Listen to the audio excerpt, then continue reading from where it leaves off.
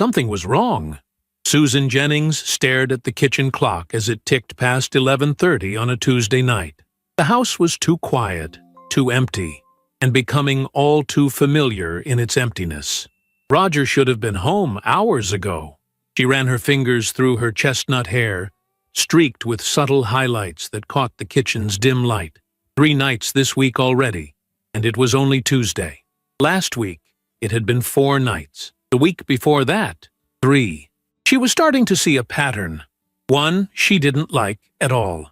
The phone rang, startling her. Susan moved quickly to answer it, hoping it wasn't bad news. At this hour, calls rarely brought anything good. "Hello?" she answered, trying to keep the worry from her voice. "Susan, it's Angela." The voice on the other end sounded strained, tired. Susan relaxed slightly. Angela Richardson had been her closest friend for over 20 years, ever since they'd started working at the same accounting firm. Though Susan had moved on to become a successful interior designer 5 years ago, their friendship had only deepened with time. "Hey, Angie, what's going on? Everything okay?"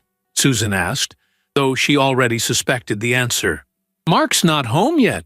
I was wondering—" Angela's voice trailed off, the unspoken question hanging in the air between them. "Roger's out too," Susan confirmed, sighing deeply. "Let me guess. He said he was just going out for a quick drink with the guys?" "Something like that," Angela replied softly. "It's the 3rd time this week." Susan could hear the distress in her friend's voice. Unlike Susan, who had maintained her independence throughout her marriage, Angela had gradually surrendered hers. 23 years with Mark had slowly eroded her confidence, leaving her afraid to make waves. "Come over tomorrow morning," Susan suggested firmly. "Roger will be at work, and we can talk properly." After hanging up, Susan didn't wait up any longer. She went to bed alone, leaving only a single lamp burning in the living room. When Roger eventually stumbled in at 1:15 in the morning, Susan lay awake listening to his careful, deliberate movements. The practiced quiet of a man trying not to disturb, or perhaps trying not to be confronted. The next morning, Susan woke early and prepared coffee and muffins. Roger had already left for his job at the insurance company, departing with just a quick kiss on her cheek and a mumbled excuse about an early meeting. She'd noticed $20 missing from her purse, but said nothing. That conversation would come later. At 9:30, the doorbell rang. Angela stood on the porch, looking more frazzled than usual. Her naturally blonde hair, now requiring monthly maintenance to hide the gray, was pulled back in a hasty ponytail. She wore no makeup, and the dark circles under her eyes told Susan everything she needed to know about how her friend had spent the night. "I brought donuts," Angela said with a weak smile, holding up a pink box. "And I've got coffee," Susan replied, stepping aside to let her in. Strong coffee. They settled in Susan's sunlit kitchen, the morning light streaming through large windows that overlooked a neatly tended garden. The contrast between the peaceful setting and the turmoil in their lives wasn't lost on either woman. "How bad is it?" Susan asked directly, once they were settled. 20 years of friendship had earned them the right to skip pleasantries. Angela stared into her coffee cup. "The electricity got shut off yesterday," she admitted in a small voice. "I managed to get it turned back on, but I had to use my emergency credit card, the one Mark doesn't know about." Susan felt her stomach clench. "Jesus, Angie. I thought things were tight, but not that tight." "They weren't, until about 3 months ago." Angela's hands trembled slightly as she lifted her coffee cup. "That's when the nightly trips to Murphy's started." Murphy's was a local bar that had been around for decades, a place where the men in town gathered to watch sports, drink beer, and apparently play cards. What had begun as occasional guys' nights had evolved into something far more concerning. "Roger, too," Susan nodded, "though he's been a bit more careful about it. But I've noticed money missing, small amounts at first, and he's been evasive about our finances lately." Angela's eyes filled with tears. "I tried to talk to Mark about it last night before he left. He said I was being dramatic, that all men needed time away from their wives' nagging." She wiped at her eyes angrily. 27 years together. and he calls my concern nagging. Susan reached across the table and took her friend's hand. What we allow is what will continue, Angie. We've been letting them get away with this because we thought it was just a phase, just some harmless male bonding. But it's not, is it? Mark came home at 2 in the morning, Angela whispered. When I asked where he'd been, he said it wasn't my business. Susan, I saw his wallet when he tossed his pants on the chair. It was empty. A sob escaped her. The mortgage is due next week, and I don't think we can pay it. Susan felt a surge of protective anger. Angela had given everything to her marriage. Her dreams of becoming an artist, her inheritance from her parents, her confidence. And this was how Mark repaid her loyalty. We need to know exactly what's happening at that bar, Susan said decisively. What do you mean? Angela looked up, confusion mixing with her distress. I mean, Susan replied, her green eyes hardening with resolve, that it's time we found out what's so compelling about Murphy's that our husbands are willing to risk their marriages for it. You want to spy on them? Angela looked horrified at the thought. Susan shook her head. No, I want to confront them. But first, we need information. She squeezed Angela's hand. This isn't just about the money, Angie. This is about respect, about partnership.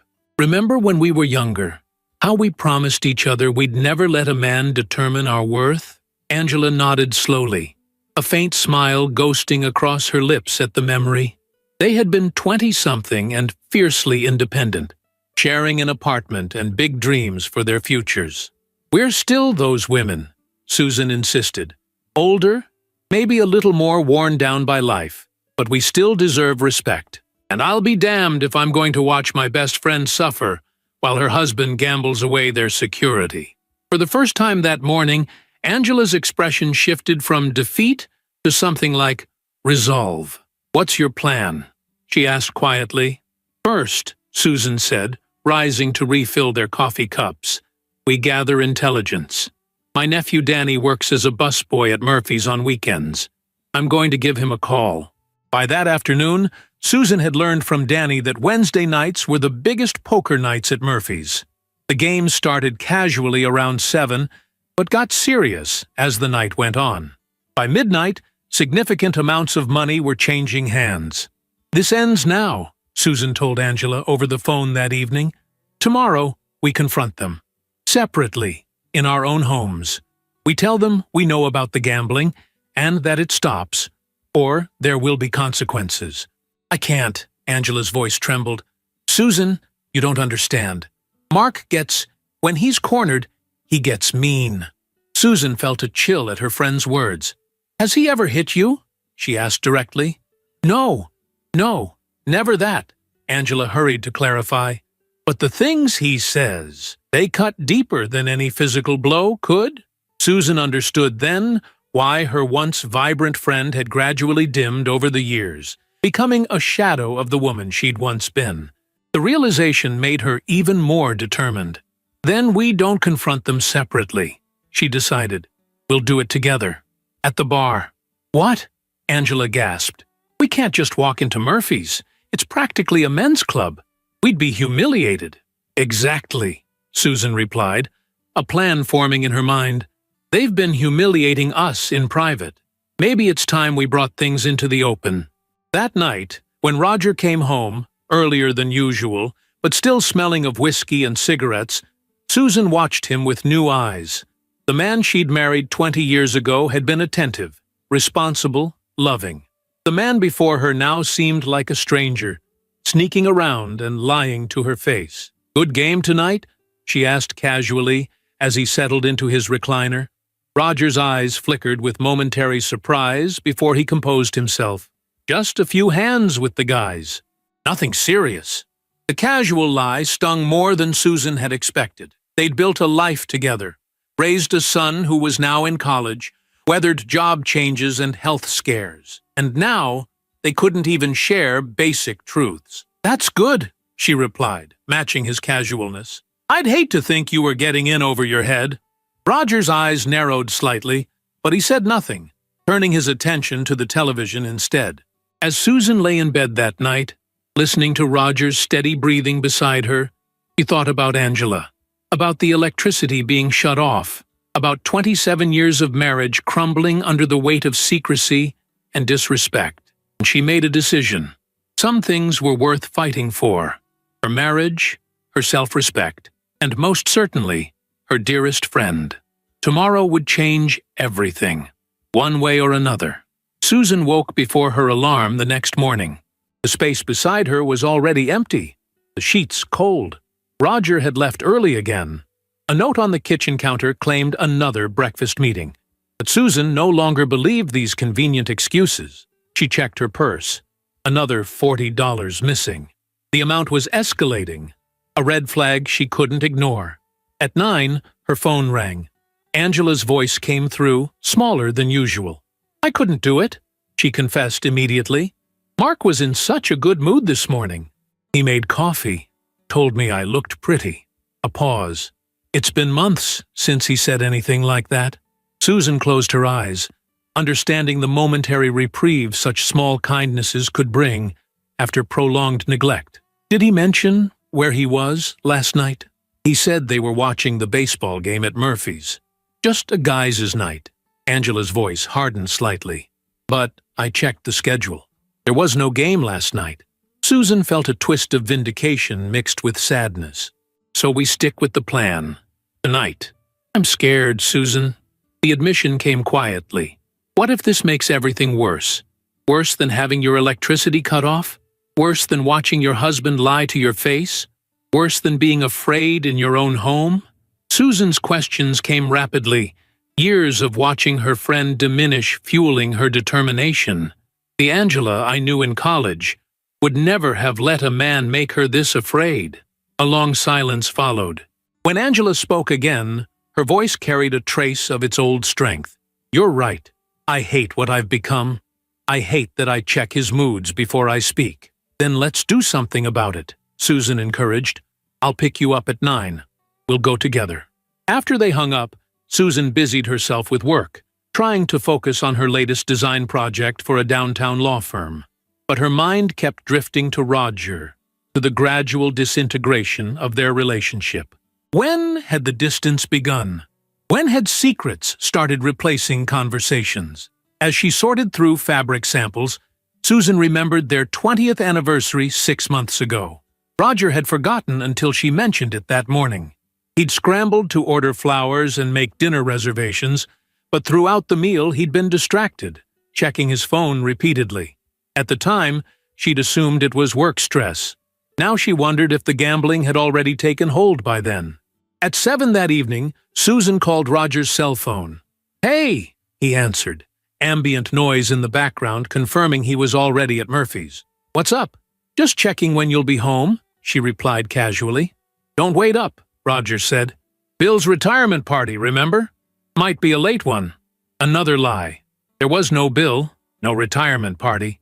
Susan felt cold anger solidify in her chest. "Have fun," she said simply, and hung up. At 8:45, Susan parked outside Angela's modest ranch-style home.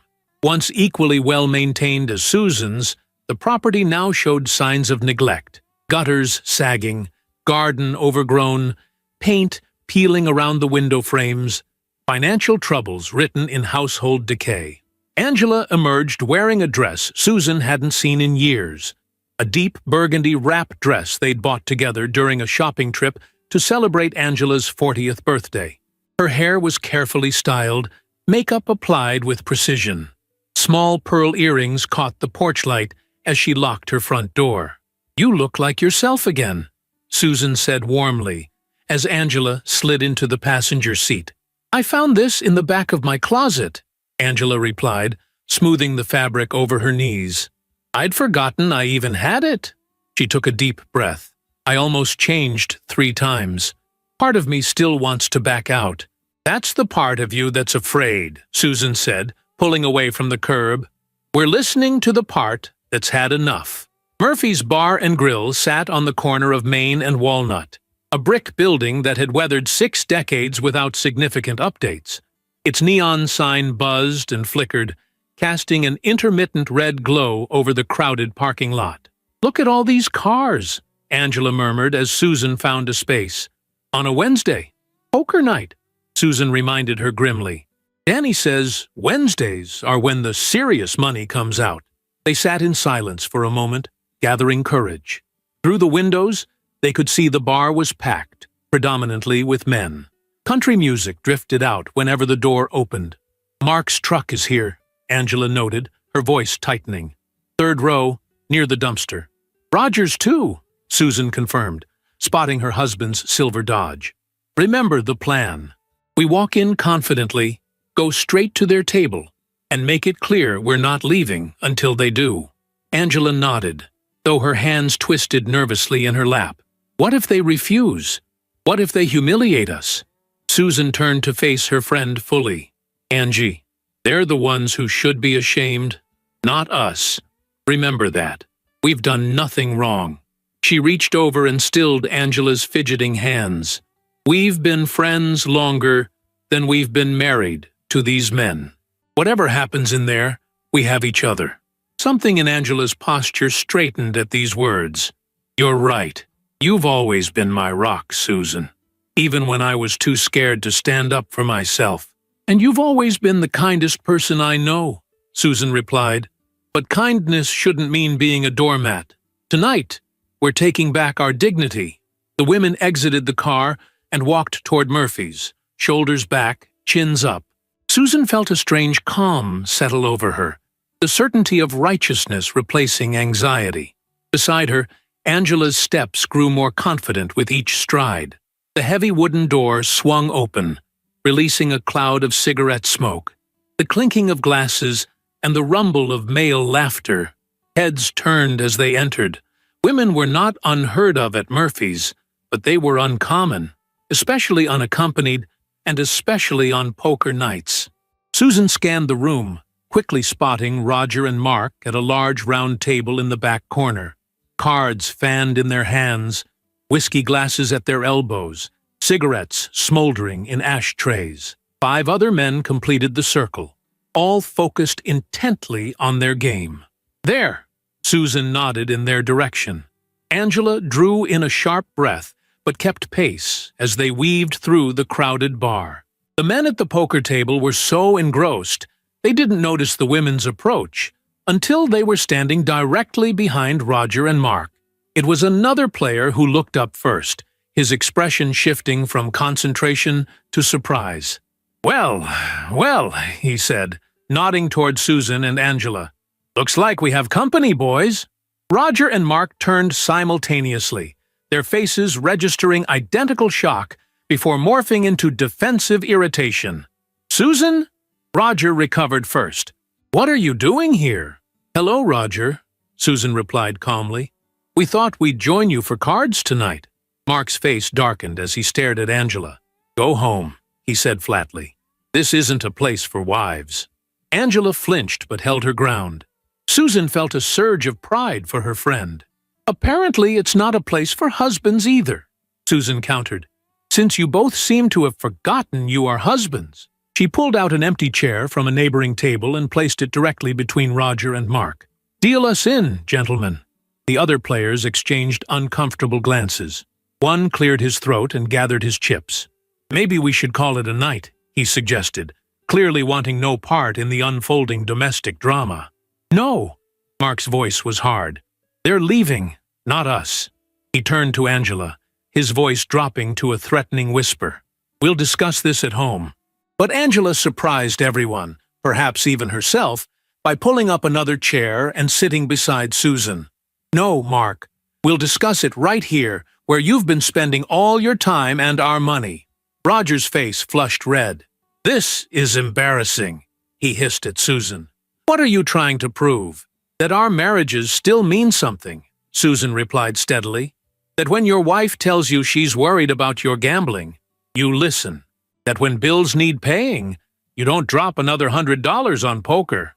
200, corrected one of the players without thinking, then winced as both husbands shot him venomous looks. 200, Angela repeated, her voice rising. $200 when our electricity got shut off yesterday? A heavy silence fell over the table. The remaining players began quietly collecting their chips, making discreet exits.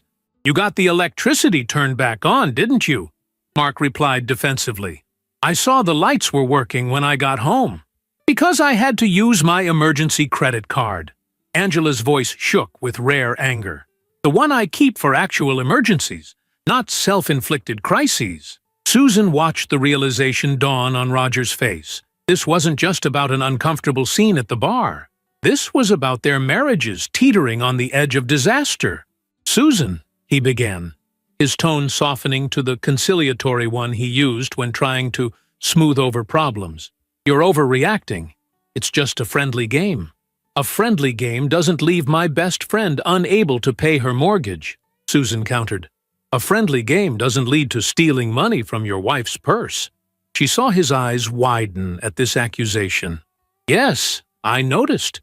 $40 today, 20 yesterday, 50 last week." The bartender approached cautiously. "Everything okay over here?" "No," Susan replied honestly. "Everything is not okay, but we're working on it." She turned back to Roger and Mark. "Starting tonight, the cards stop. The lies stop. We start talking to each other like adults in a partnership. Or we start talking through lawyers. Your choice." Roger looked genuinely alarmed now. "You'd divorce me over a card game?" "I'd divorce you over the dishonesty," Susan clarified.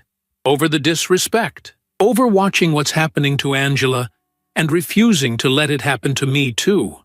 Mark stood abruptly, his chair scraping loudly against the floor. "This is ridiculous.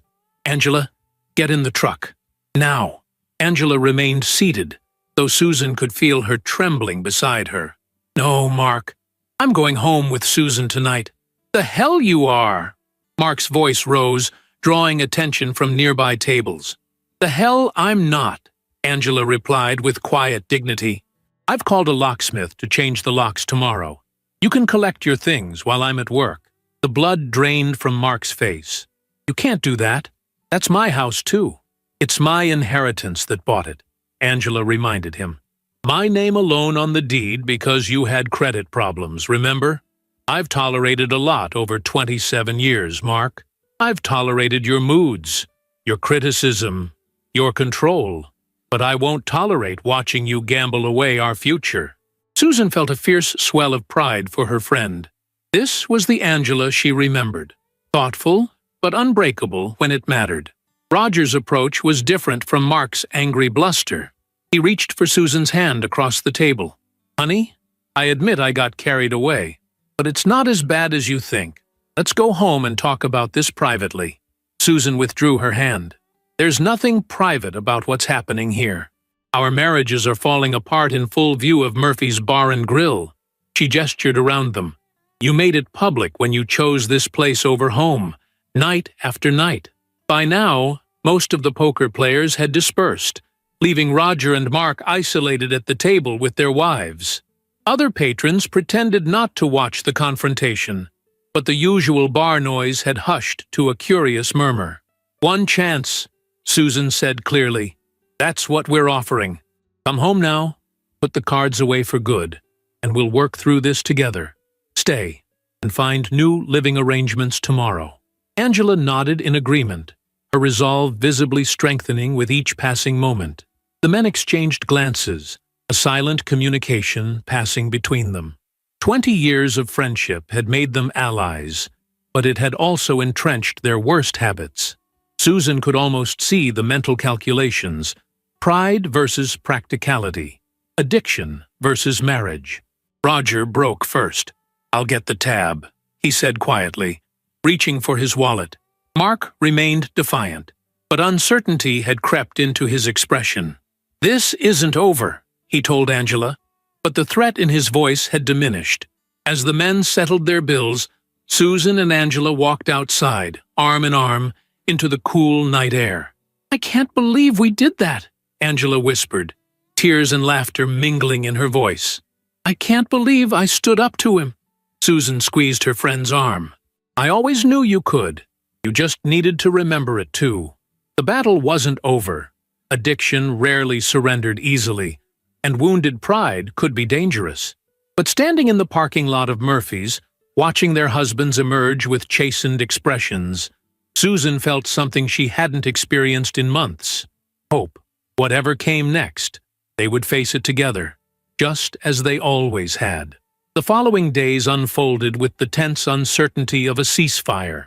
True to her word, Angela had stayed at Susan's house that night, the two women talking late into the evening, reminiscing about their younger years and the strong women they had once been. When Angela finally fell asleep in Susan's guest room, it was with a peace that had been absent from her face for years. Roger had returned home an hour after Susan, contrite and unsure how to navigate this new landscape where his wife had publicly called his bluff. He'd slept on the couch without being asked. A silent acknowledgement of boundaries crossed. By morning, the first text from Mark arrived on Angela's phone. Not an apology, but a grudging request to discuss arrangements.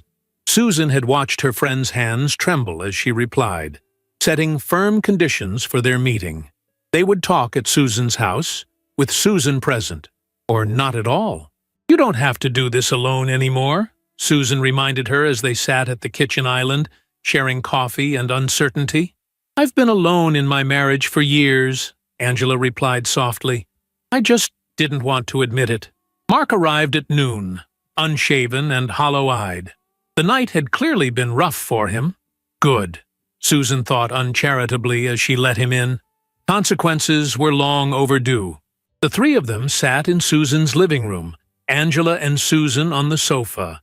Mark perched uncomfortably on an armchair across from them. The power dynamic had shifted palpably.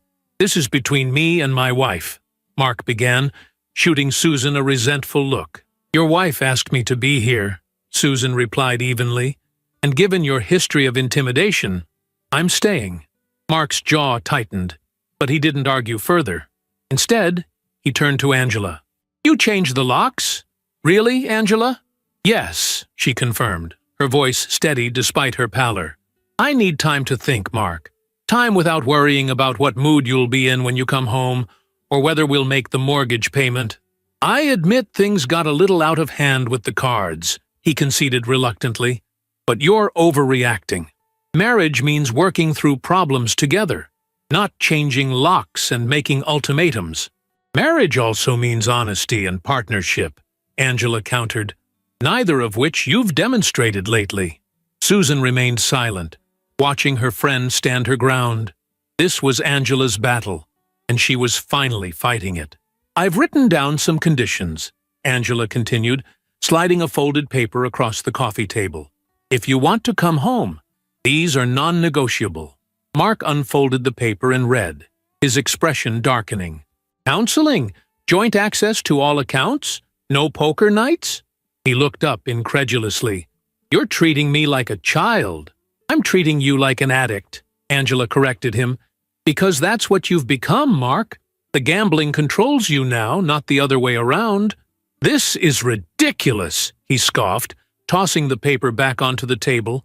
"I don't have a gambling problem. I have a wife who's suddenly decided to grow a backbone after 27 years.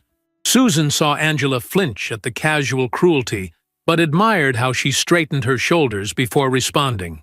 "Yes, I have," Angela agreed. "Better late than never. The question is whether you can grow up and be the husband I deserve, or whether we're done." The ultimatum hung in the air between them. Mark stared at his wife as if seeing her for the first time in years. "You're serious," he realized aloud. "Completely," Angela confirmed. "Ball's in your court, Mark." After he left, taking the list of conditions with him but making no promises, Angela collapsed onto the sofa, emotionally drained. "Do you think he'll agree?" Susan asked, bringing her friend a glass of water. "I don't know," Angela admitted. "Part of me hopes he will. 27 years is a long time to just throw away." She twisted her wedding ring absently. "But a bigger part of me feels relieved, like I can breathe again." Susan understood. Her own confrontation with Roger had happened later that same day, without witnesses, but no less demanding of change. Roger had been more receptive than Mark, acknowledging his growing obsession with poker and the thrill of risking money. He'd promised to stop, to seek help if needed, to rebuild their trust. "I'm going to believe him," Susan had told Angela, but with eyes wide open this time. That had been 3 days ago. Now, on Sunday morning, Susan stood in her kitchen preparing brunch, while Roger read the newspaper at the island counter. The domesticity felt both familiar and strange, like returning to a childhood home. Recognizable, but no longer quite fitting. "Dave called," Roger mentioned casually, not looking up from his paper. "The guys are getting together to watch the game this afternoon." Susan's hands stilled over the bowl of pancake batter she was mixing. "At Murphy's?" Roger finally met her eyes. "Yes, but just for the game, Susan. No cards." The test had come sooner than she'd expected. Susan measured her response carefully. "And you told him?" "That I'd check with you first," Roger replied, surprising her. "I thought maybe we could both go. They're showing it on the big screen, and they do those wing specials on Sundays." Susan considered the olive branch he was extending, not just checking with her, but including her. It was a small step, but perhaps a meaningful one. "Okay," she agreed, "but we leave if cards come out." Roger nodded solemnly. "Deal." The phone rang, interrupting their tentative peace. It was Angela, her voice tight with barely controlled emotion. "He came back this morning," she reported, "with flowers and promises." A deep breath. "And the deed to a cabin up near Lake Arrowhead that he apparently bought 6 months ago without telling me. He said he's been fixing it up on weekends when he told me he was fishing with his brother." "Another secret," Susan observed, meeting Roger's eyes across the kitchen. He had the decency to look uncomfortable. "He claims it was going to be a surprise for our 30th anniversary," Angela continued, skepticism clear in her voice. "But after what happened at Murphy's, he's decided to sell it to pay off the gambling debts and credit cards." "Do you believe him?"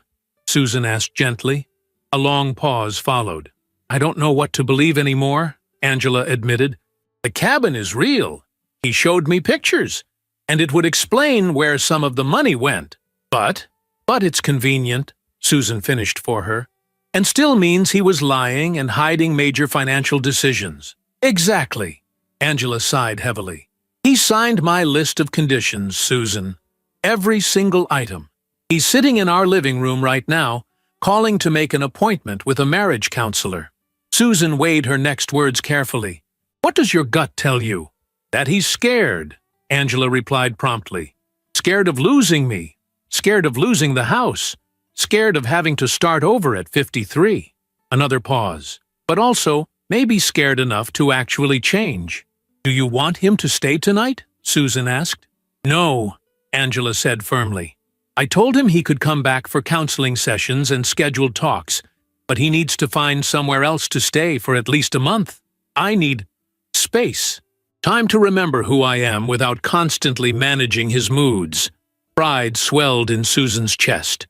This was the Angela she'd first befriended. Thoughtful, but resolute. "Roger and I are going to Murphy's this afternoon to watch the game," Susan informed her. "Want to join us?" Angela's surprised laugh was worth the invitation. "Return to the scene of the crime? Bold move, Susan." "I think it's important," Susan replied, watching Roger's reaction. He nodded in agreement. "We reclaim the space, make it clear we're not hiding, and set new expectations." "Count me in," Angela decided after a moment's consideration. "Mark's not invited, though." "Understood," Susan assured her. "Just us." After hanging up, Susan returned to her pancake batter, adding blueberries with methodical care. "Angela's joining us at Murphy's," she told Roger. "Not Mark." Roger folded his newspaper. "That's fair. It's going to be awkward enough without him there." He hesitated, then added, "I'm sorry, Susan, for all of it. The lies, the money, taking you for granted." She studied his face, the familiar lines around his eyes, the gray at his temples that hadn't been there when they'd met. 20 years of shared history, raising their son, building careers, weathering life's inevitable storms. Was it worth fighting for? The answer came more easily than she'd expected. "I know you are," she said simply. "Now prove it with actions, not words." Murphy's was quieter on Sunday afternoon than it had been on poker night. Families occupied several tables, the kitchen turning out burgers and chicken wings at a steady pace. The big screen above the bar was tuned to the pre-game show, volume low but closed captioning scrolling across the bottom. Susan felt eyes following them as they entered. Word of Wednesday night's confrontation had clearly circulated. She held her head high, Roger beside her, as they claimed a table with a good view of the screen. Angela arrived 15 minutes later, looking more put together than she had in months. She'd had her hair trimmed and styled, and wore a new blouse Susan hadn't seen before. "You look great," Susan observed, as her friend slid into the seat beside her.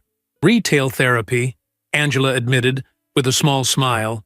"I found my personal credit card that Mark doesn't know about, and decided it was time to remember I'm allowed to feel good about myself." The bartender approached their table cautiously.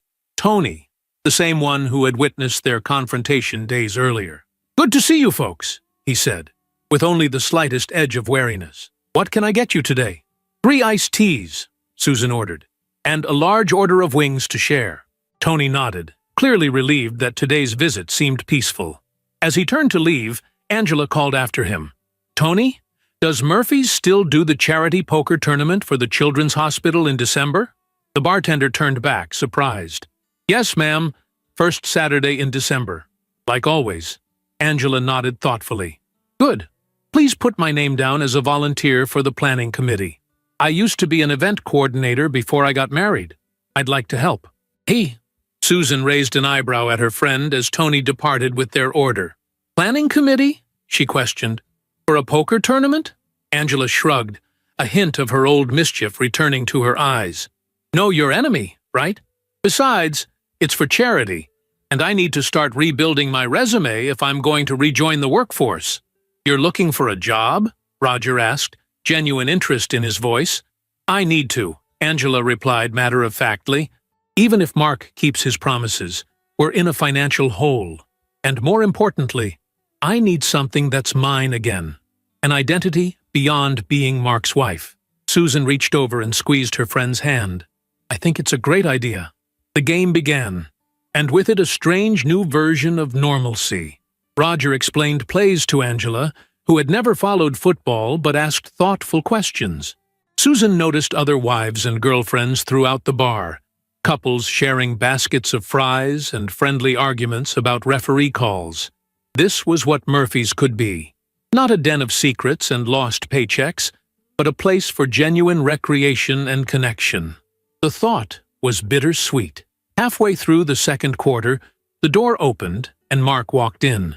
He spotted them immediately, but made no move to approach, instead taking a seat at the bar and ordering something in a short glass. Angela tensed beside Susan. "Did you tell him we'd be here?" she asked Roger, suspicion edging her voice. Roger shook his head. "No, but it's not exactly surprising. Where else would he go on a Sunday during football season?" They watched as Mark sat alone, his posture rigid, occasionally glancing in their direction. He made no move to join any card games, though Susan noticed a few of the regular poker players greeting him as they passed. "Should we invite him over?" Roger asked quietly. "No," Angela replied firmly. "He knows the conditions. He can watch me having a good time without him and think about his choices." Susan hid a smile behind her glass. The old Angela was definitely returning, the one who knew her worth and wouldn't settle for less. As the afternoon progressed, something unexpected happened. The strained atmosphere gradually gave way to genuine enjoyment. Susan found herself laughing at Roger's passionate objections to coaching decisions. Angela relaxed enough to try a chicken wing, breaking her usual careful diet. They cheered with the rest of the bar when their team scored a touchdown in the final minutes to win the game. It wasn't perfect. The trust was still fragile, the futures of both marriages uncertain. But sitting there in Murphy's, the very place that had nearly destroyed their relationships, Susan felt the first authentic stirrings of hope. Not the desperate hope of someone clinging to a failing marriage, but the cautious optimism of a woman choosing to rebuild something worth saving. As they prepared to leave, Susan noticed Mark still at the bar, nursing what appeared to be the same drink hours later. His eyes followed Angela as she gathered her purse and jacket, his expression a complex mixture of resentment and longing. "He's watching you," Susan murmured to her friend. Angela didn't turn around.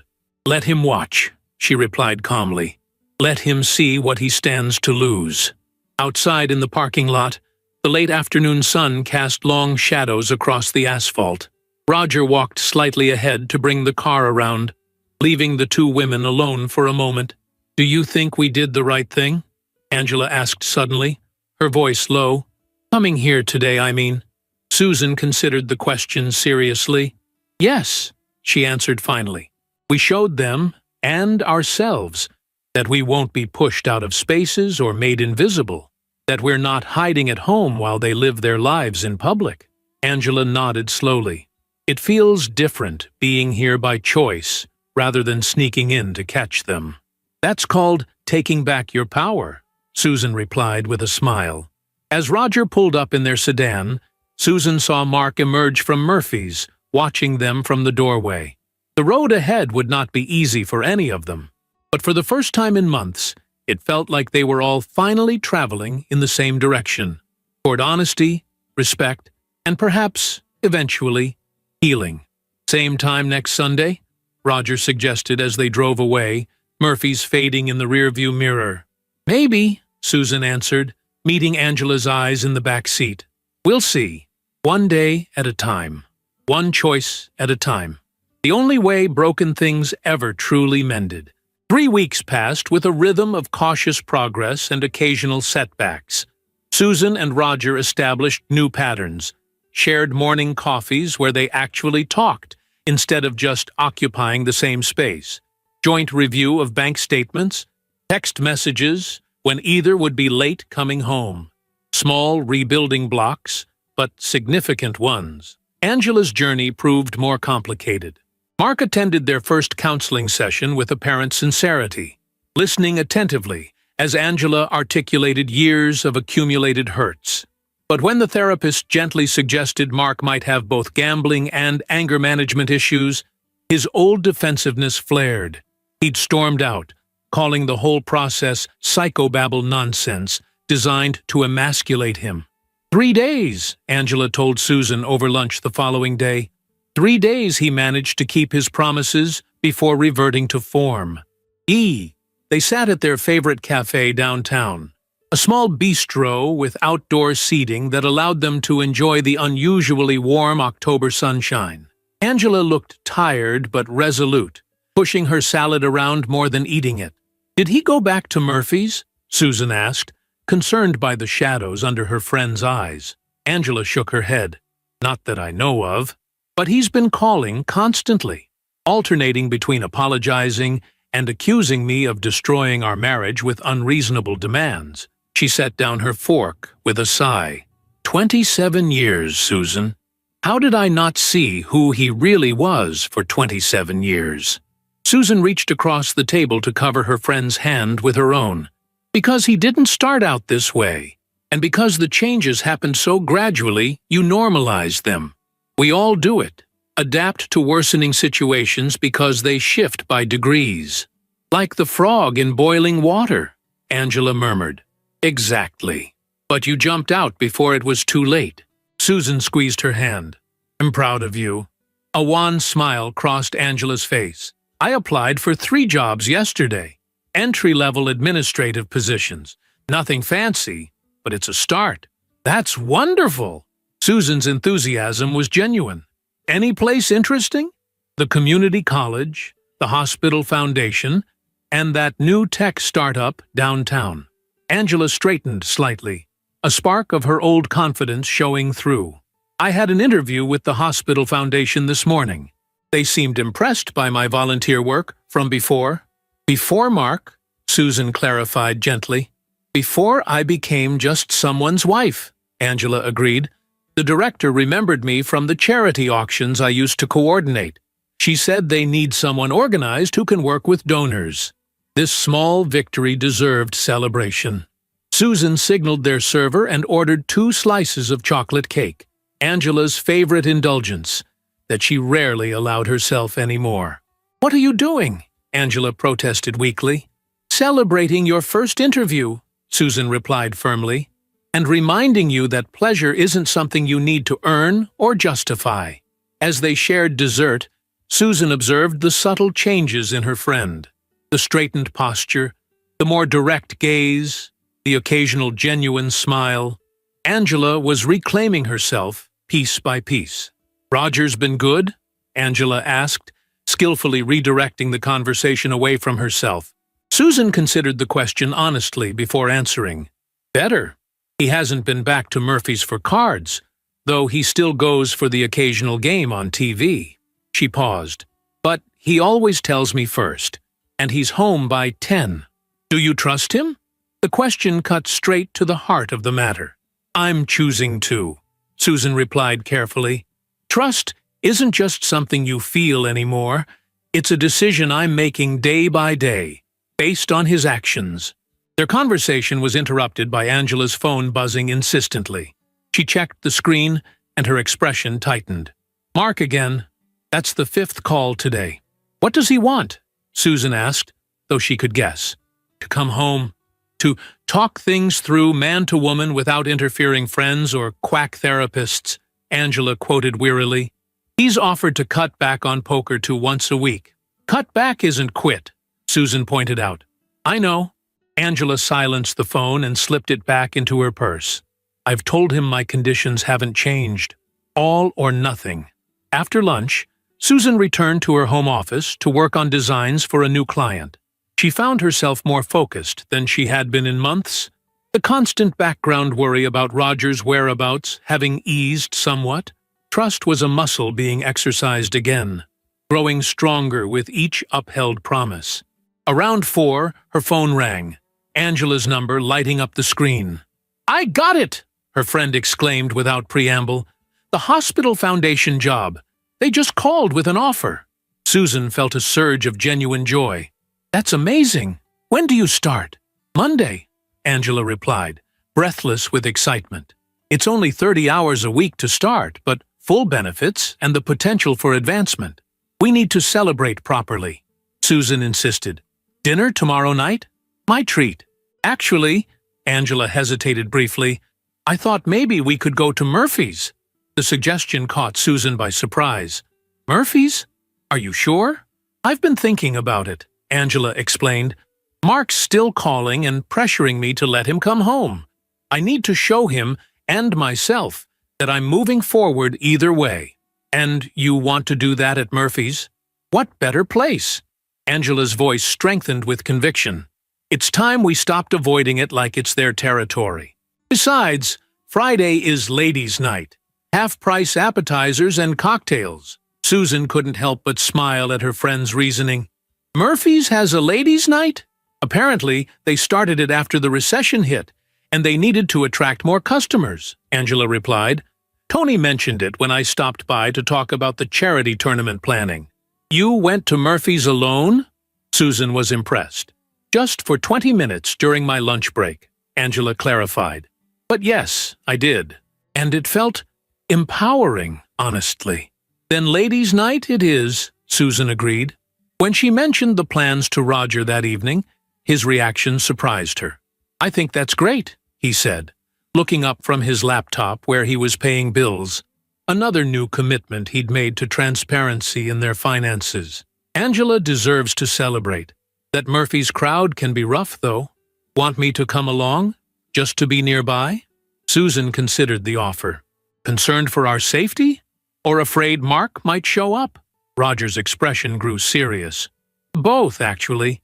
He's been calling me too, you know. Wanting me to convince you to stop poisoning Angela against him." This was news to Susan. "You didn't tell me that." "I didn't want to worry you," Roger explained, then quickly added at her raised eyebrow, "Not keeping secrets. I promise. I told him to man up and meet Angela's conditions if he wanted his marriage back." Susan felt a warmth toward her husband that had been absent for months. "Thank you for that. But I think Angela and I will be fine on our own tomorrow. This is her victory celebration, and I want her to own it completely." Friday evening arrived with anticipation. Susan chose her outfit carefully, not too formal for Murphy's casual atmosphere, but nice enough to make a statement. A pair of dark jeans, burgundy blouse, and low heels struck the right balance. She applied makeup with more care than usual and wore the silver earrings Roger had given her for their 20th anniversary, a small gesture of reconciliation. Angela arrived to pick her up, and Susan barely recognized her friend. Gone was the self-effacing posture, the muted clothing designed to blend into backgrounds. Instead, Angela wore a flattering navy dress that highlighted her still enviable figure, hair freshly highlighted and styled, subtle makeup enhancing her blue eyes. "You look amazing," Susan said honestly as she slid into the passenger seat. "I feel amazing," Angela replied with a genuine smile. "I withdrew $500 from our joint savings account today, my money that I earned before we were married and never touched. Mark called within 15 minutes of the transaction." "Monitoring your accounts?" Susan frowned. "Exactly. He's had alerts set up for years," Angela confirmed. "I told him I was buying a professional wardrobe for my new job, and that if he had a problem with that, he could discuss it with my lawyer." "You have a lawyer?" Susan asked, surprised. "Not yet," Angela admitted, with a small, mischievous smile. "But he doesn't know that." They laughed together as Angela pulled away from the curb, the sound lighter and more carefree than either had managed in weeks. This night was about reclamation, of joy, of friendship, of agency. Murphy's looked different on Ladies' Night.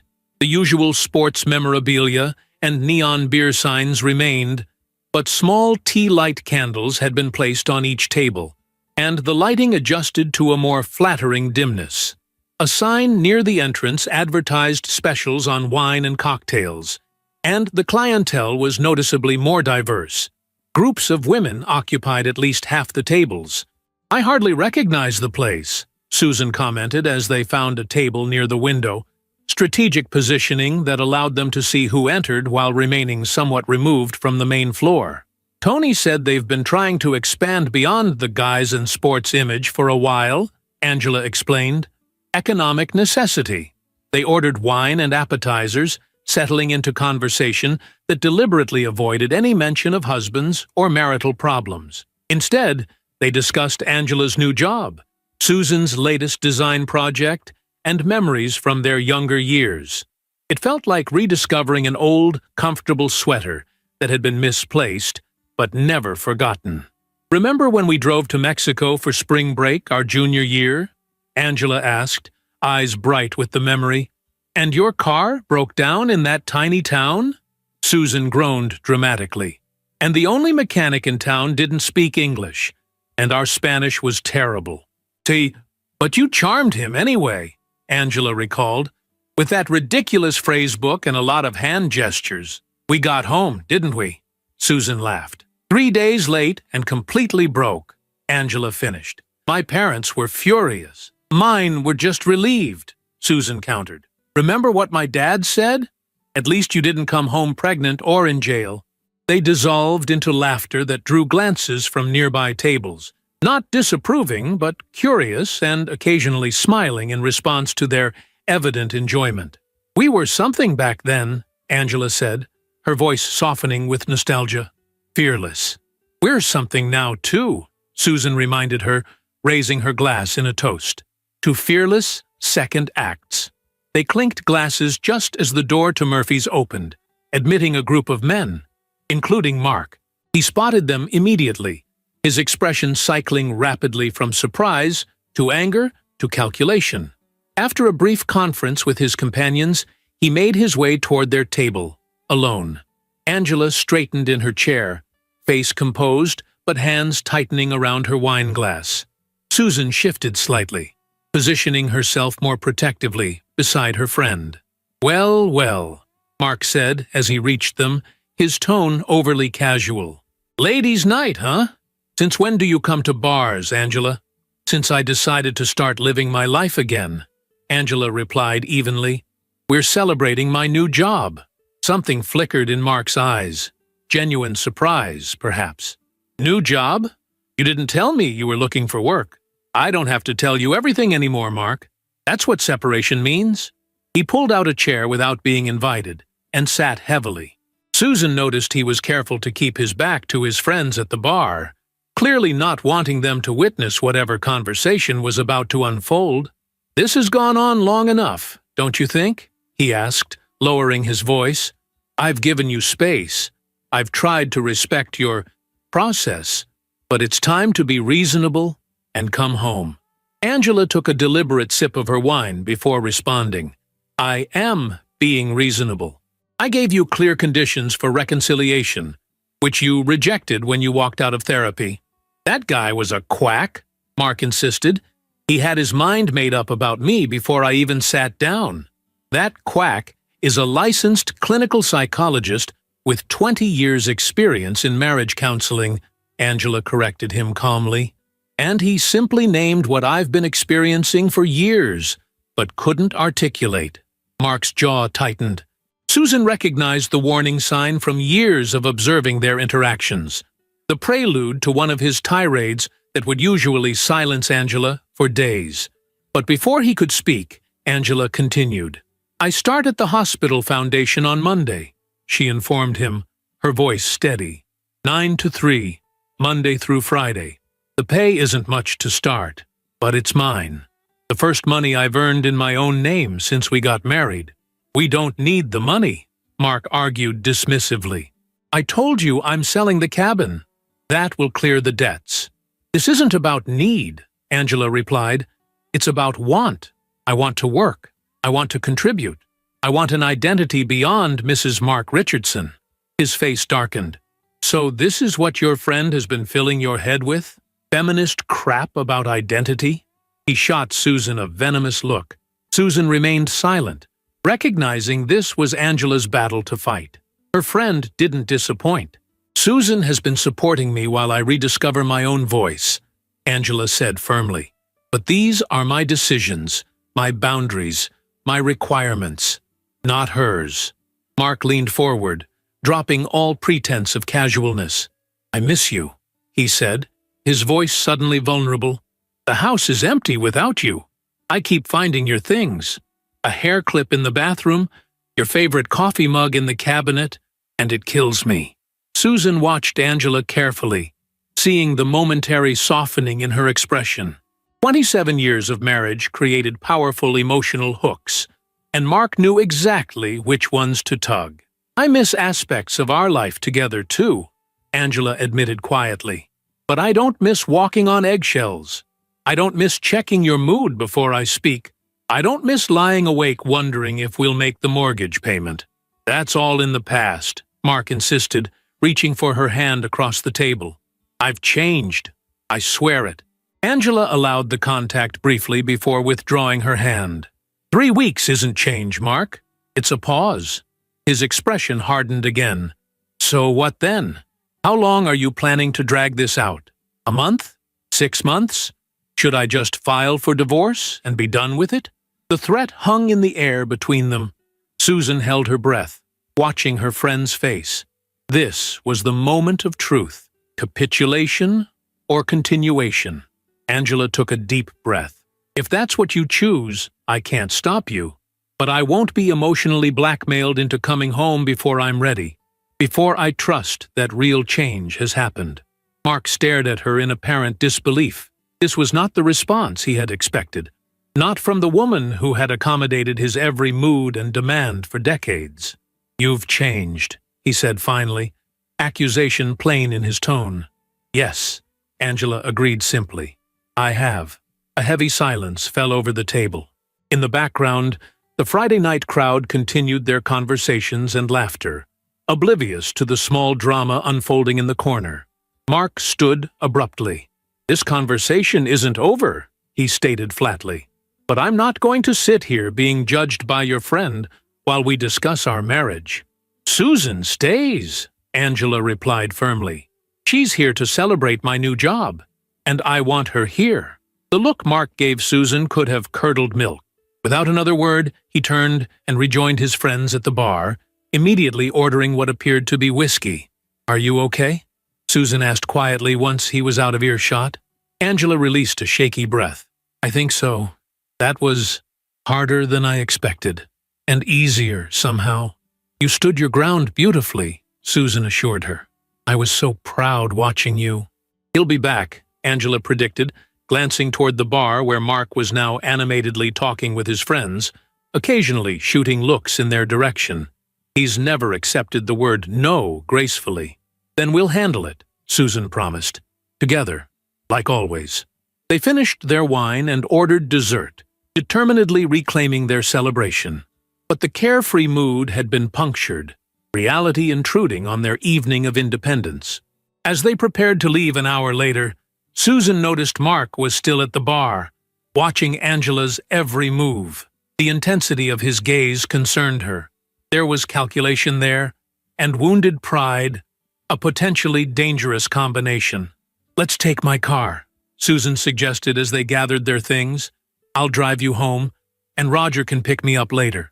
Angela followed her glance toward Mark and nodded in understanding. That might be smart.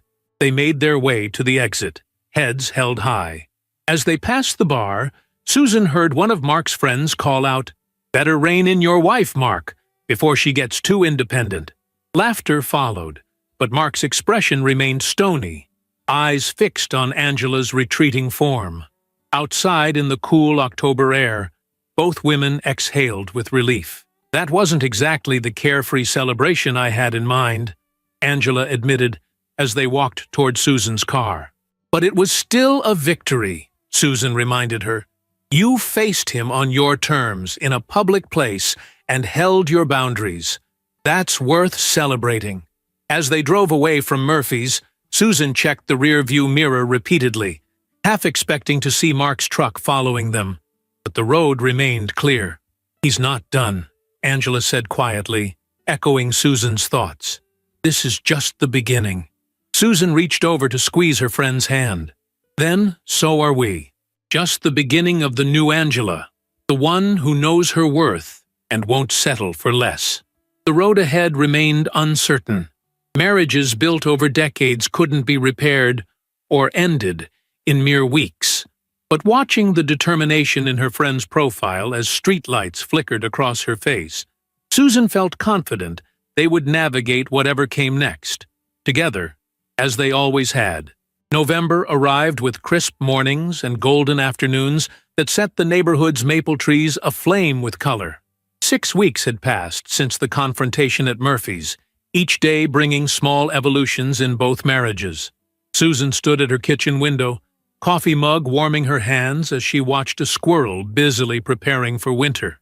The metaphor wasn't lost on her. They were all storing away provisions of sorts, preparing for whatever seasons might come. Roger entered the kitchen, dressed for work, but unhurried. These quiet morning moments together had become sacred, a daily recommitment to their healing relationship. Heard from Angela? He asked, pouring his own coffee. Susan nodded. She closed on the apartment yesterday. The lease is for 6 months, long enough to figure out next steps, but not so long she feels trapped.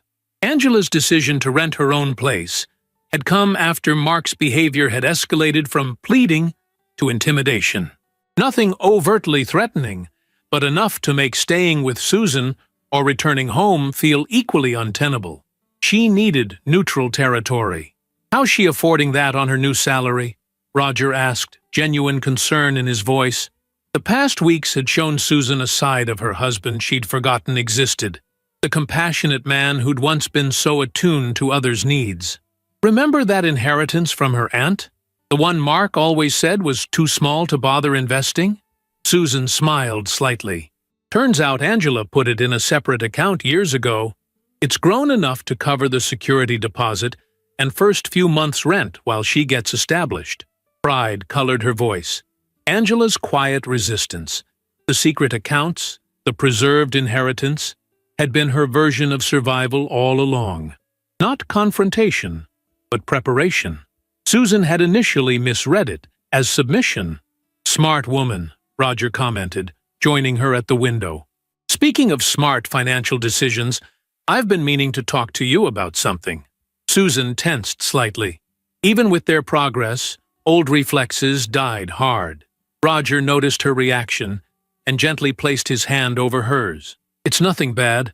Actually, I hope you'll be pleased." He took a deep breath. "I've been talking with a therapist. Just twice so far, but it's been eye-opening." Susan turned to face him fully, surprised. "You have? You didn't mention it." "I wanted to be sure I was committed before I told you," he explained. "It felt wrong to announce it, and then potentially back out." "What made you decide to go?" Susan asked carefully. Roger's gaze turned introspective, watching Mark, honestly, seeing his pride destroy what could have been salvageable with Angela. He paused, and realizing I was on the same path, just a few steps behind him. Susan felt unexpected tears prick her eyes. This was the man she'd married. Self-aware, emotionally honest, capable of growth. He'd been buried under years of masculine stoicism and the gambling addiction, but he wasn't gone. "I'm proud of you," she said simply. Roger squeezed her hand. "There's more. I've joined a support group for gambling. It meets Tuesday evenings at the community center." Susan blinked in surprise. "That's where you've been going? I thought you were at the gym." A flush crept up Roger's neck. "Another small lie I need to stop telling. I was embarrassed, I guess. Admitting I need help doesn't come easily. But you're doing it anyway," Susan pointed out. "That's what matters." They stood together in comfortable silence, watching the neighborhood come alive with morning routines. Across the street, a mother herded small children into a minivan. Next door, an elderly man retrieved his newspaper. Ordinary moments that suddenly seemed precious in their simplicity. "I missed this," Roger said quietly. "Just being with you without an agenda or distraction." Susan leaned slightly against his shoulder. "Me too." Later that morning, Susan drove to Angela's new apartment, helping her friend unpack the essentials she'd brought from the house. The space was modest but bright, a one-bedroom unit in a well-maintained complex, close to the hospital foundation where Angela now worked. "It feels strange," Angela admitted, as they arranged dishes in kitchen cabinets. "Living alone for the first time in my life. I went from my parents' house to the dorm to our apartment with you, then straight to marriage." Susan paused, a stack of plates in her hands. "Strange good or strange bad?" Angela considered the question seriously. "Both. I miss certain things. Having someone to talk to at the end of the day, sharing the small observations that don't merit a phone call. But there's also a freedom I've never experienced." She smiled ruefully, like being able to eat cereal for dinner without explanation or judgment. The pinnacle of adult independence. Breakfast foods at inappropriate hours, Susan teased. They worked companionably, transforming the sterile apartment into something approaching home. Angela had brought surprisingly little from the house she'd shared with Mark. Just clothes, personal mementos, and a few practical items. No furniture, no decorations, nothing that tied her to the marital space. "Starting fresh," she'd explained when Susan questioned the minimal packing. "I've spent too long surrounded by things that were chosen to please Mark, or that came with his opinions attached." Susan understood. The sparse apartment wasn't about poverty of possessions, but richness of possibility. As they arranged Angela's books on a small shelf she'd purchased at a thrift store, Susan broached the subject they'd been avoiding. "Have you spoken with Mark since the restraining order?" Angela's hands stilled momentarily. The temporary restraining order had become necessary after Mark had appeared at the hospital foundation, creating a scene in the lobby that had terrified Angela and concerned her new employers. Nothing violent, but his refusal to leave and increasingly agitated behavior had crossed a line. "His lawyer called mine," she replied, resuming her organization of the books. "Apparently, he's deeply concerned about my mental state and believes I'm being manipulated by outside influences." Susan snorted. Classic. When a woman stands up for herself, she must be crazy or controlled by someone else. Exactly. Angela placed the last book, a volume of Mary Oliver poetry she'd hidden from Mark for years after he'd mocked her interest in it. "The hearing for the permanent order is next Wednesday. My lawyer thinks it will be granted based on the workplace incident and the text messages. The texts had been the final straw, dozens daily, alternating between declarations of love and thinly veiled threats.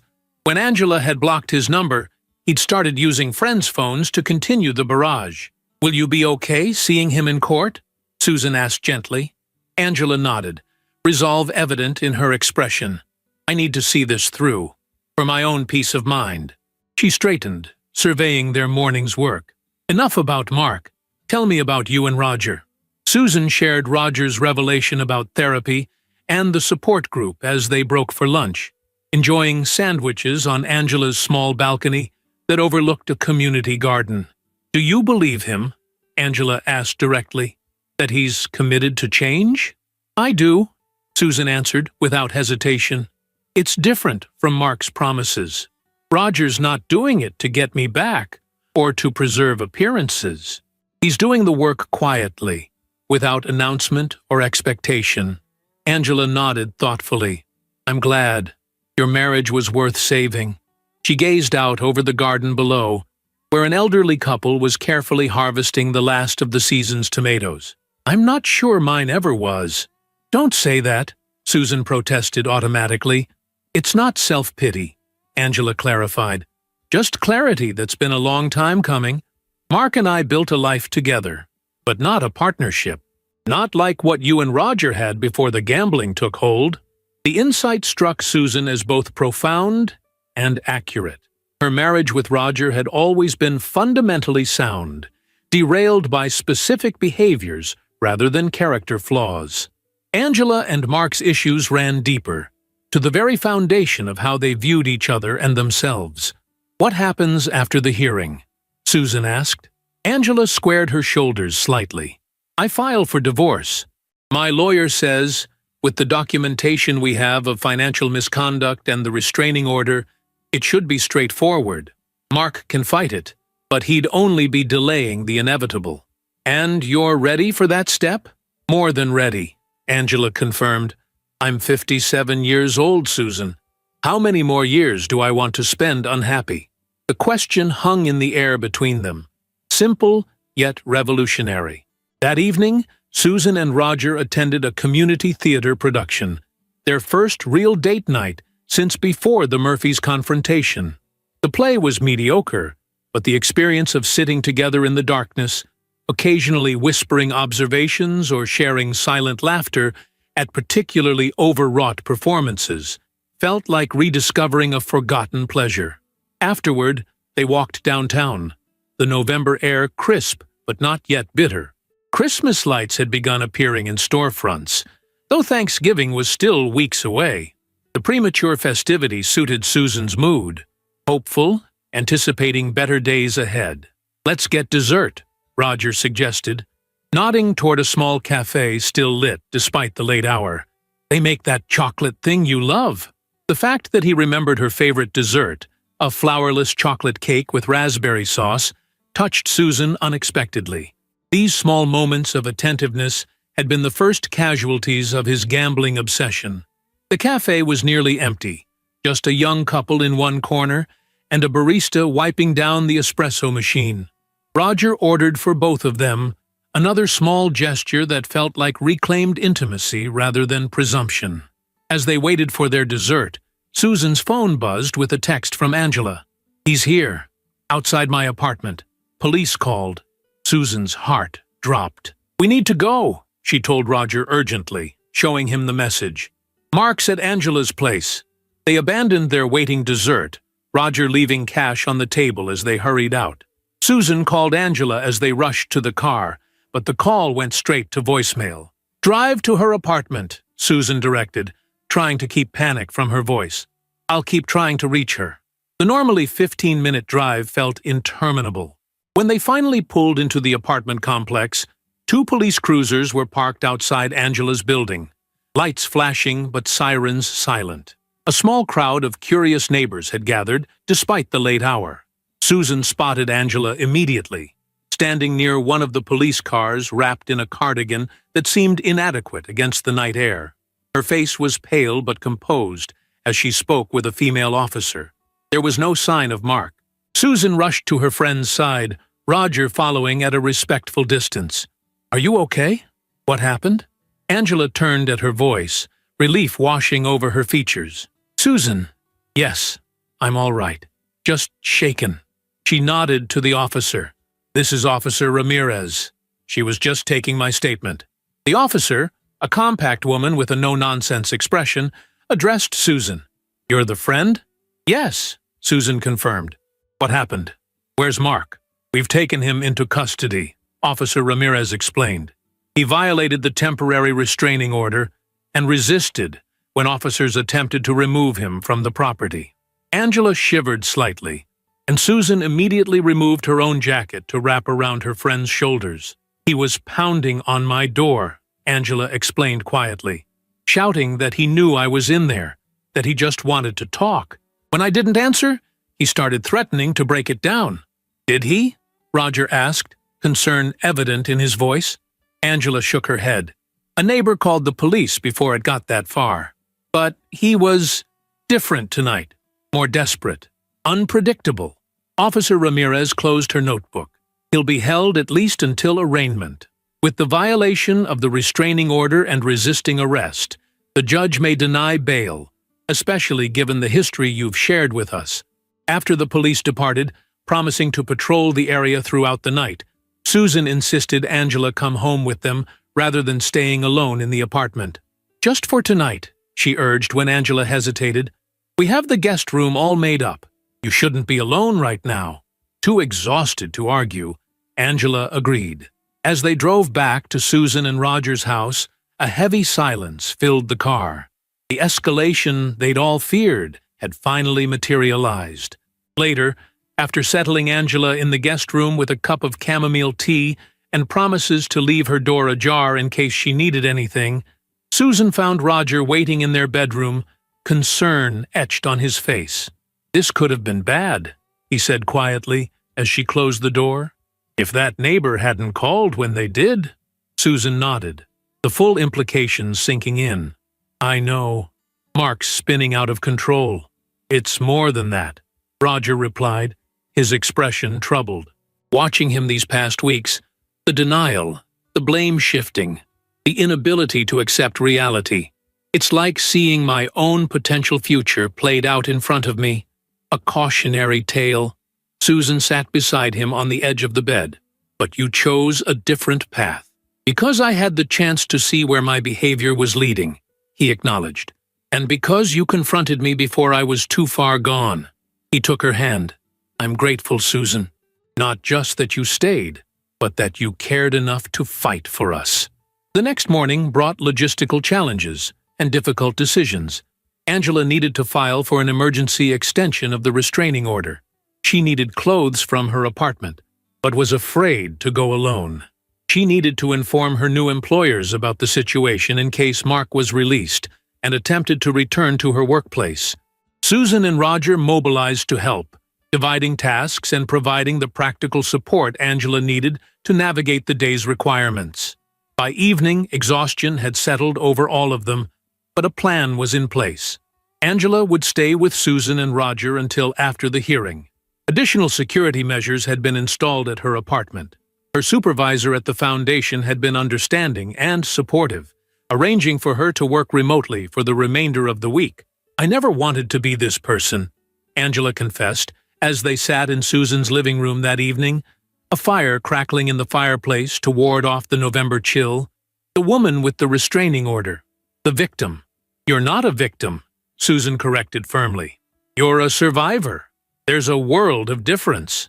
Roger, who had maintained a respectful distance throughout the day, offering help without imposing his presence, joined them with mugs of hot cider. "Mark made his choices," he said quietly, setting the tray on the coffee table. "Just like I made mine. The difference is, I got lucky. I had someone who cared enough to set boundaries before things went too far." He met Susan's eyes briefly before continuing. "And I was willing to listen, eventually." Mark wasn't. Angela accepted the mug he offered, wrapping her hands around its warmth. "Thank you, Roger, for everything today, for understanding." He nodded, an unspoken acknowledgement passing between them, the recognition that his own behavior had once echoed Mark's, though never to the same extremes. The hearing came and went. The restraining order was made permanent, extended to include Angela's workplace and the community center where she'd begun volunteering. Mark was released with strict conditions, including ankle monitoring and mandatory counseling. The divorce proceedings were initiated, with Angela's lawyer predicting a resolution within 6 months given the circumstances. Life settled into new patterns. Angela gradually reclaimed her apartment, though she continued spending at least one night a week at Susan and Roger's, a standing dinner date that evolved naturally into their routine. Her position at the hospital foundation expanded to full-time as her organizational skills and fundraising aptitude became apparent. Roger maintained his commitment to therapy and the support group, occasionally sharing insights with Susan when they seemed particularly relevant to their ongoing healing. The money he'd once spent on poker now went into a special account they'd established for future travel, a tangible representation of choosing shared experiences over solitary pursuits.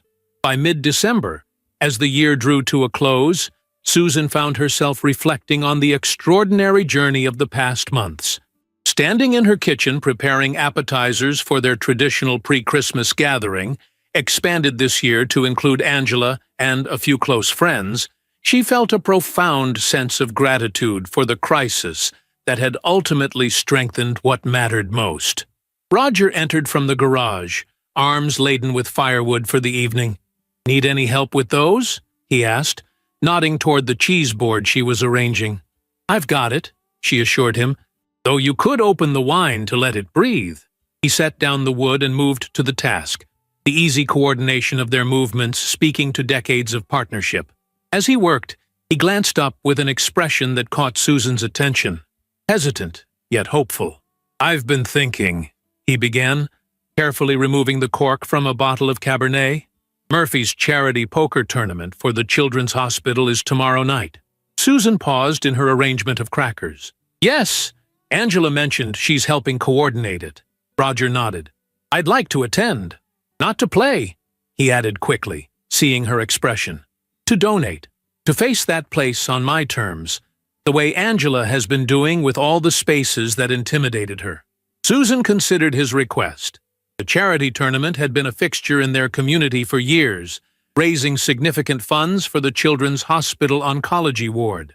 Before the gambling took hold, Roger had often participated, enjoying the combination of poker and philanthropy. "Are you sure you're ready for that?" she asked carefully. "Being around the cards, the atmosphere?" "I've discussed it with my therapist and my group," he replied. "They think it could be a positive step, as long as my expectations are clear and I have support." He met her eyes directly. "I'd like you to come with me, and Angela too, since she's already involved." The doorbell rang before Susan could respond, announcing Angela's early arrival. Roger went to let her in, giving Susan a moment to process his request. Angela entered the kitchen with a flourish, carrying a spectacular homemade cheesecake and wearing a new red sweater that brightened her complexion. The change in her over the past months remained remarkable, not just in appearance, but in the quiet confidence that now infused her movements. "That looks amazing," Susan complimented the dessert as Angela set it carefully in the refrigerator. "New recipe," Angela explained. "I've been experimenting more in the kitchen now that I'm only cooking for myself. Turns out I enjoy it when there's no one criticizing the results." She joined Susan at the counter, automatically picking up a knife to help with the cheese slicing. The easy synchronicity of their movements reflected decades of friendship. "Roger wants to attend the charity tournament tomorrow," Susan said after a moment, keeping her voice neutral. "Not to play, just to donate. What do you think?" Angela considered the question thoughtfully. "I think it shows courage," she said finally, facing a trigger head-on, but with purpose and boundaries. She glanced toward the living room where Roger was arranging logs in the fireplace. "He's not Mark, Susan. He's doing the work." "I know," Susan acknowledged. "I just worry." "Of course you do," Angela replied simply. "That's love. But sometimes love means trusting the other person's recovery process." She placed a reassuring hand on Susan's arm. "Besides, I'll be there running the registration table. Between the two of us, he'll have plenty of support." The decision made, they continued their preparations, the conversation shifting to lighter topics as other guests began to arrive. The evening unfolded with warmth and laughter, a gathering of people who genuinely enjoyed each other's company. Susan watched Roger throughout the night, engaged, present, attentive to their guests' needs. The man she'd married had returned, perhaps wiser for the journey through darker places. Later, after the last guest had departed and Angela had retired to the guest room for the night, Susan and Roger stood in their kitchen, completing the final cleanup in comfortable silence. "Thank you," Roger said suddenly, pausing with a wine glass in his hand, "for agreeing to tomorrow night, for giving me another chance, for everything." Susan moved to his side, gently taking the glass and setting it down. "Our story isn't over, Roger. It just took an unexpected turn for a while." He pulled her into an embrace, and she rested her head against his chest, listening to the steady rhythm of his heartbeat. Outside, snow had begun to fall, soft flakes illuminated by the porch light, a fresh covering for the world, a clean slate. The next evening found them walking into Murphy's together, a united front. The bar had been transformed for the charity event, festive decorations brightening the usual sports bar atmosphere, tables arranged differently to accommodate the tournament, volunteers in matching T-shirts directing participants and supporters. Angela spotted them immediately from her position at the registration table, waving them over with a smile. "Perfect timing! We're about to start the donation recognition." Susan noticed several familiar faces from poker nights past, some of the very men who had been at the table during their confrontation months ago. A few nodded acknowledgement, others looked away uncomfortably. Progress, she supposed, came in many forms. Roger handed Angela an envelope. "For the Children's Hospital," he said simply. "Not a player tonight, just a supporter." Angela opened the envelope, her eyes widening slightly at the check inside. "Roger, this is incredibly generous. Consider it karma balancing," he replied with a small smile. "Taking money from that table nearly cost me everything that matters. Putting money back feels right." As Angela announced the donation to appreciative applause, Susan felt a tap on her shoulder. She turned to find Tony, the bartender who had witnessed so much of their journey. "It's good to see you folks," he said sincerely. "All of you, together." He nodded toward Angela at the registration table, confidently directing volunteers and greeting donors. "She's something special, your friend, running this whole shebang like she's been doing it for years." "She has been," Susan replied. "She just forgot for a while." The tournament began, and Susan and Roger found seats at the bar to watch the proceedings. There was no temptation in Roger's expression as he observed the cards being dealt, only thoughtful reflection. "I wouldn't have believed this 6 months ago," he admitted quietly. "Being here without feeling that pull, that need to be in the game." Susan covered his hand with hers. "What changed?" Roger considered the question seriously. "I realized what I was actually looking for wasn't at that table. The excitement, the escape, the feeling of control. It was all temporary, hollow." He turned to face her fully. "What lasts is this. Us. The life we've built together."